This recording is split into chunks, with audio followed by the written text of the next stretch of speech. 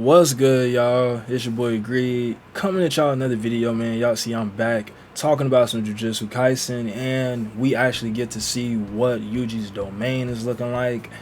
And it's honestly not as crazy or crazy in general, like how people probably thought it was gonna be, especially me. I didn't honestly I kind of predicted this in my previous video that it was gonna be the way how it did turn out. But I'm gonna go ahead and just hop right into the chapter and we're gonna talk about it, man. I do want to say though that the chapter is not super crazy as far as like how can I put it? Like there isn't like a lot to talk about or like really a big discussion for real. It's just Yuji walking Sukuna through his childhood memories and telling him about like all the things he did as a kid and how he grew up with his grandpa and stuff and everything he's learned over the years. It's pretty cool. Like honestly, I like the chapter a lot. Like it's nice. It's really like a nice read, if that makes sense, right? Like sometimes you just got those chapters in mangas where it's just like, man, this is just a really nice read. Like it wasn't a crazy fight. It wasn't nothing like wild happened. It's just a really nice read. So for the most part, the whole chapter is pretty calm.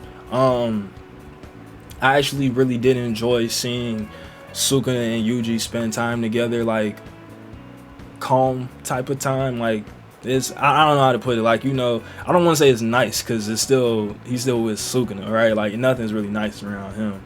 But for what this chapter was, it was just a really cool moment between the two of them. It wasn't heartwarming or anything. Well, Yuji's trying to reach him as much as he can, but as y'all know, man, my goat Sukuna is not folding. And honestly, that's why I love him though, because I'm glad that Akutami is sticking to what he said, that Sukuna will forever be the villain. Like, you know, he won't ever turn to the good side. He won't ever do that. Like, he will stay a villain from the start to finish, and that's what I'm loving about it, man. I really like that he's keeping Sukuna in the villain role and he's not switching that up or like getting away from that fact at all. I'm really enjoying that. So like I said, the whole entire chapter is really just like Yuji trying to reach him, basically get him to understand that humans' lives matter, and basically there are a lot more things to a person's life, and death isn't everything in life. And you know, he basically giving them the MC speech, right? Let's just chalk it up to that, the main character speech, bro. Yuji trying to give it to him, but the chapter does turn up at the tail bit end, and this is what I love the most from the chapter. The last few pages is just it's so good. It's so good, especially the build up throughout the chapter, and then for the chapter to end the way it did is just amazing. So like I told y'all, Yuji has been showing him his childhood memories and trying to basically talk to him, reason with him. Not really reason with him, but get him to understand humans a lot more.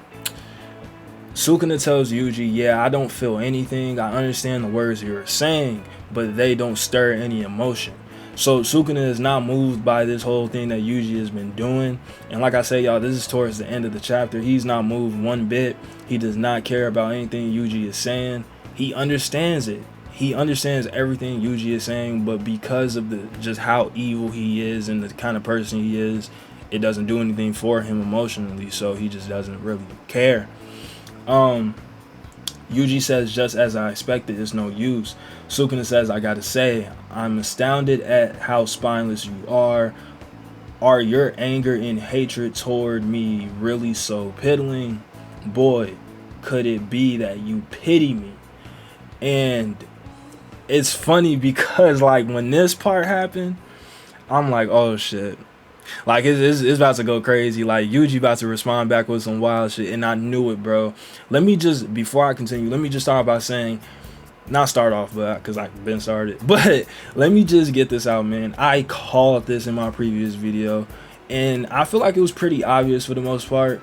But I knew that like the way how the previous chapter ended, I knew Yuji was gonna try to like talk to him and give him some kind of choice, and that's basically what happens next. Sukuna says, are you trying to be merciful? Yuji says, that's right, Sukuna. I can kill you free Fushiguro. I'll spare you if you return to me. That's some big talk, man, but I'm loving it. I am loving that big talk that Yuji's like that he giving Sukuna right now, man. Like, he's not folding. He's letting them know, like, hey, you can real life like just return to me and we just call it like say whatever, or I'm just gonna kill you and free Fushi, like, you know, free Fushiguro. So he gave him two choices. I love the choices he gave him. And it's crazy because honestly, I didn't think Yuji was gonna give him a choice to live. No, I knew it. I knew this is how it was gonna turn out. Let me rephrase that. I wouldn't have expected him to give him I don't know how to phrase this, y'all. Like, I don't want it to sound too stupid. Okay, I knew this is how it was gonna turn out. Like, I knew Akutami was gonna write it like this. Like, Yuji was gonna give him a choice, basically. But a big part of me was also just expecting Yuji just to end the fight. Like, you know what I mean? Just get it over with. Like, get Sukuna out of here, because he's such a threat, right? Like, don't give him no chances at all. But Sukuna says, you are sorely mistaken. I'll tear you asunder. And then before your severed head, I'll kill all those humans you prize so much. And that's literally how the chapter ends, y'all. And we're not getting another chapter for the next 2 weeks. Honestly, like I said, the build up from like the nice calm chapter all the way up into them last few pages where they was just, when Yuji was like, man, like he gave up and you could see it in his face, bro. Like you could see it in his eyes. Like, man, I tried reaching out to you. I like, motherfuckers can't never say I ain't tried something, you know? Like, I tried to look for a different resort. I didn't want to kill you.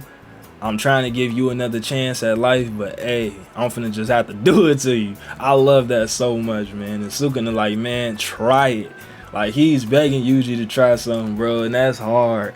That's so hard. And the way Akutami drew literally these last few pages, it just looks cold as hell.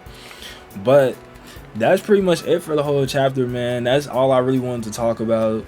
And that's yeah, that's basically it. Like, when I was reading this, I was like, whoa, like the energy change is crazy, y'all. Like, you could just feel the shift in energy and just like the way how the chapter just felt in general. Like, you could literally feel it all change in a matter of seconds as you flipping through these pages, bro. It's so good. It's so good.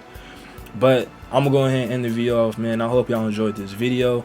Definitely like, as always, comment as always, for sure, because I really want to know y'all thoughts on this and what do y'all think is gonna happen next. Honestly, before I end the video, I personally think that Yuji is going to try to kill Sukuna, but something is gonna get in the way of it. Something's gonna happen, you know what I mean? Like, there's always something with this series, right? Especially with Sukuna. So something's gonna happen. I don't know what. I refuse to believe that he's just about to sever the souls between him and Fushiguro and then that's it. Like, I genuinely don't think so. But yeah, man, I'm gonna go ahead and end it. Like, comment, subscribe. I am out this vision. I will see y'all in the next one. Know that the numbers go like 1, 2, greed. Thank you for being agreed. Greed HD, nigga.